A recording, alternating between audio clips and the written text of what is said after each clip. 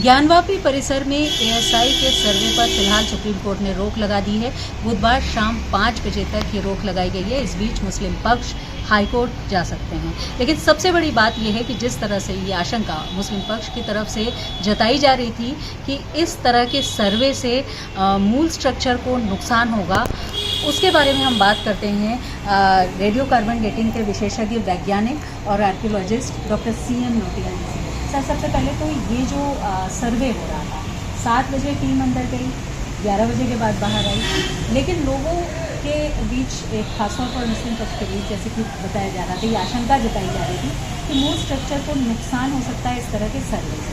तो क्या आपको लगता है ये जो टेक्निक्स इससे इस तरह का नुकसान होता है या इसकी कोई आशंका नहीं है, मतलब कि एडवांस टेक्नोलॉजी नहीं, मुझे नहीं लगता कि अगर केयरफुली सर्विस किया जाएगा और उसमें हम इलेक्ट्रोमैग्नेटिक वेव्स का यूज़ करके हम स्ट्रक्चर के अंदर की चीज़ों का पता लगाते हैं, इसमें कोई नुकसान होने की आशंका नहीं है और मुझे लगता है ये धारणा निर्मूल है कि इससे कोई नुकसान होगा। बट ऑफ कोर्स केयरफुल थोड़ा रहना पड़ेगा, थोड़ा सावधानी रखनी पड़ेगी। जैसे कि ये बात की जा रही थी GPR की, तो क्या होती है ये GPR टेक्निक, किस तरह से होता है?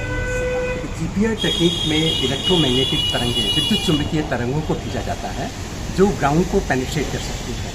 तो इसीलिए इसको हम कहते हैं GPR या ग्राउंड पेनिट्रेटिंग रेडार।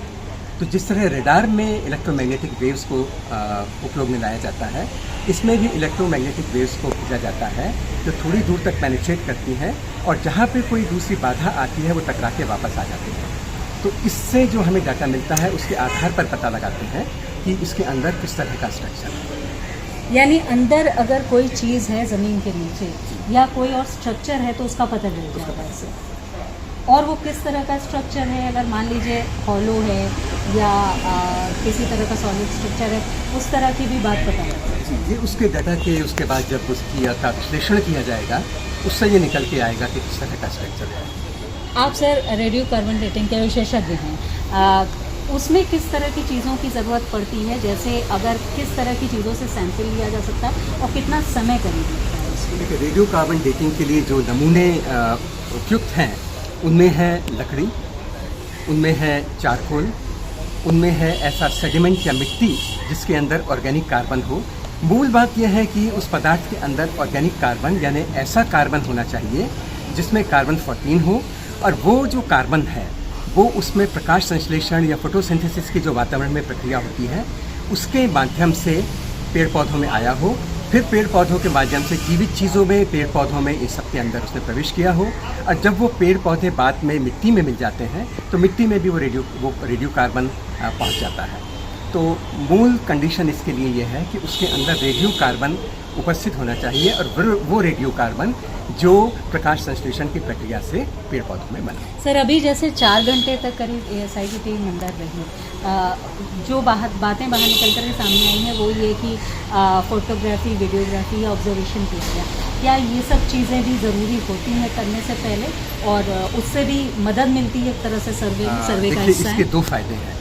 पहला तो ये है कि जो आरंभिक स्थिति है उसका हमें पता चल जाता है और बाद में हम उसको फिर से फोटोग्राफ करते हैं तो हमें पता चल जाता है कि कोई परिवर्तन नहीं हुआ है, कोई डैमेज नहीं हुआ है। ये तो एक प्रिकॉशन की तरह है। लेकिन इसके अलावा जो डिज़ाइंस हमें वहाँ पे दिखेंगे, जो आर्किटेक्चर होगा, स्थापत्य होगा, उस सब से भी ये पता चलेगा कि किस समय का हो सकता है, क्योंकि ये सारी चीज़ें समय के साथ बदलती रहती हैं। तो उससे भी संकेत मिलता है कि ये किस समय की संरचना हो सकती है। सर, जिस तरह से एक मीटिंग हुई थी, सरकार ने बुलाई थी, उसमें विशेषज्ञों को बुलाया था, आप भी उसमें थे, तो उसमें आपको क्या लगता है कि ASI चूँकि ये सब कुछ कलेक्ट एक तरह से करके फिर मल्टीडिसिप्लिन लोगों से, अलग अलग मल्टीडिसिप्लिन के लोगों से, अलग अलग क्षेत्रों के लोगों से इसमें राय ले सकती है, क्योंकि वही विशेषज्ञ इसको बता सकते हैं तरह तरह की चीज़ें। देखिए, बैठक तो सरकारी बात हो गई, वो तो सरकार का विषय है, लेकिन मुझे लगता है कि आर्कियोलॉजिकल सर्वे ऑफ इंडिया ये हमेशा ऐसा करता रहा है। उदाहरण के लिए रेडियो कार्बन डेटिंग के लिए ये हमेशा से हमारे जैसे हमारा जो पुराना संस्थान बीरबल साहनी पुराविज्ञान संस्थान है, उस जैसे संस्थानों पर हमेशा निर्भर करता रहा है और उसमें कोई ये एक कॉमन प्रैक्टिस है। इसी तरह से इसमें अगर जियोकेमिस्ट्री की जाती है या इसमें अगर कोई हो सकता है कि हमारे दूसरे जो राष्ट्रीय संगठन हैं जिनके पास ये विशेषज्ञता हो कि वो रिमोट सेंसिंग से केमिकल स्ट्रक्चर या केमिकल संरचना किसी पदार्थ की बता सकते हैं, उनकी सहायता भी ये ले सकता है। तो मुझे लगता है ये तो किया जाएगा और किया जाना भी चाहिए।